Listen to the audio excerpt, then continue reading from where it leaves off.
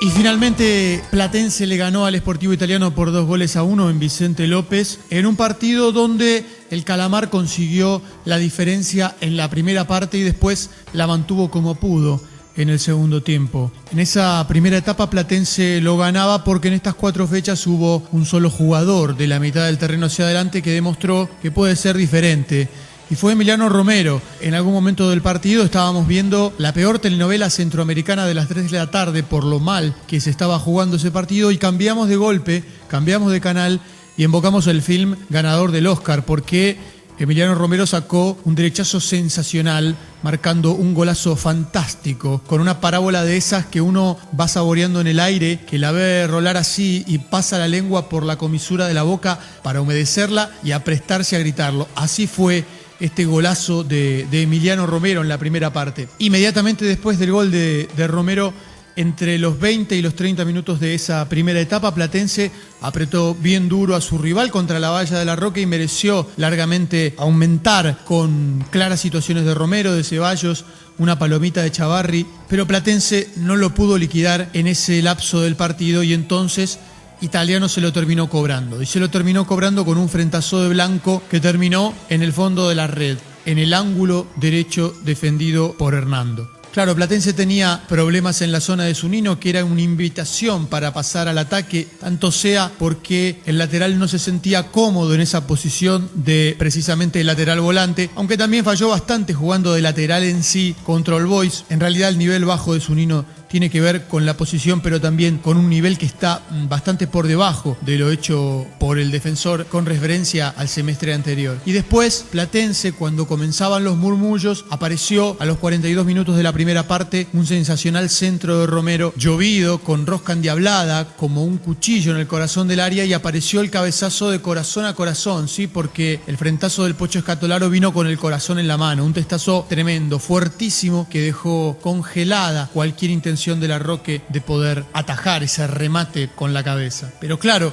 las dudas venían por el lado del funcionamiento, porque ese rodaje que no convence, que tiene Platense, no tiene con qué para jugar con 3 en el fondo y entonces se complica solo y se desbalancea en el afán de buscar el arco de enfrente. Bueno, uno pensaba que había maneras y maneras de buscar el gol y la del primer tiempo que había elegido Platense era peligrosa, por eso era que se sufría y que del desorden quizá uno pueda ganar un partido, pero en el porcentaje final el hecho de poder hacerlo es ínfimo. Quizá consolidarse como un equipo es un camino difícil y Platense, bueno, lo está transitando en estas primeras fechas del torneo del Nacional B. Ya en la segunda parte, Platense no solamente jugaba contra el Sportivo Italiano, sino que también jugaba contra las dudas del Calamar, contra las limitaciones propias que estaba teniendo Platense en ese segundo tiempo, otra vez un segundo tiempo diferente al de la primera etapa, al igual que le había pasado contra All Boys, con enormes dudas que proponía, al menos desde mi punto de vista, desde el banco,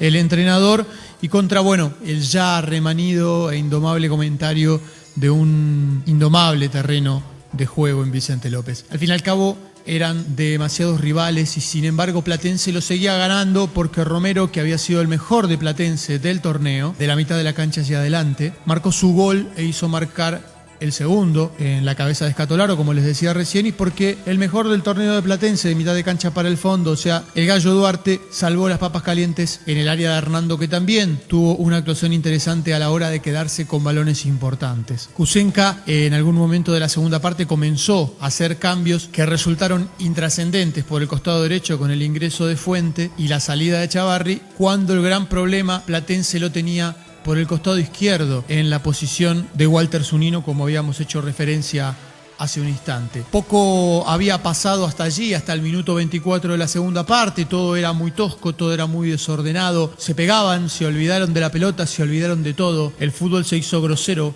Kusenka hizo sus cambios, Cachín los suyos, pero lejos de clarificar el juego lo desordenaron más. Entonces, en detrimento de la tranquilidad del marrón, todo se hizo vertiginosamente impreciso, cosa que llevó al juego a una incertidumbre que lamentablemente ya es acostumbrada en el Estadio Ciudad de Vicente López. Y promediando la segunda parte, quizá un poquito más adelante, a los 33 minutos, el desorden defensivo de Platense ya era tremendo. Nieva estaba marcando en posición de número 3, Zunino seguía desorientadísimo, Duarte tapaba los agujeros, Pili era el más ubicado, el más ordenado, no se entendía muy bien la posición de Daniel Fuente por derecha y entraba Nico Torres por Emiliano Romero. Allí Platense fue que bajó la cortina y así se empezó a sufrir de las puertas para adentro. Platense jugó mal la primera parte del segundo tiempo y el resto de la segunda etapa lo hizo peor, producto del temor que vino desde los cambios realizados por el entrenador. Con los cambios, Platense se metió todo atrás y fue una suerte de densa agonía.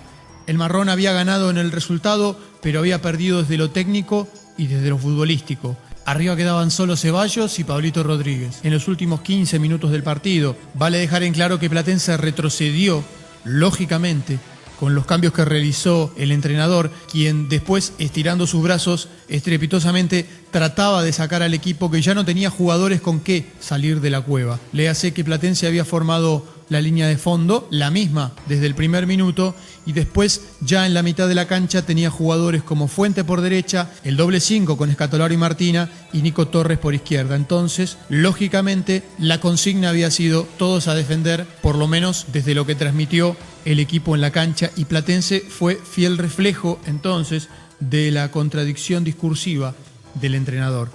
Ganó Platense por primera vez en el torneo. Se ganó porque Emiliano Romero estuvo afiladísimo a la hora de encontrar situaciones en el arco de enfrente y porque Duarte ordenó a la defensa en el fondo para que Platense no sufriera de más en los últimos instantes, aunque terminó acorralado por el equipo dirigido por Cachín Blanco. Repetimos, Platense lo ganó desde el resultado. Platense demostró actitud, demostró entrega, demostró coraje para enfrentar este partido complicado después de la derrota estrepitosa contra All Boys, pero quedó en deuda desde lo táctico, desde lo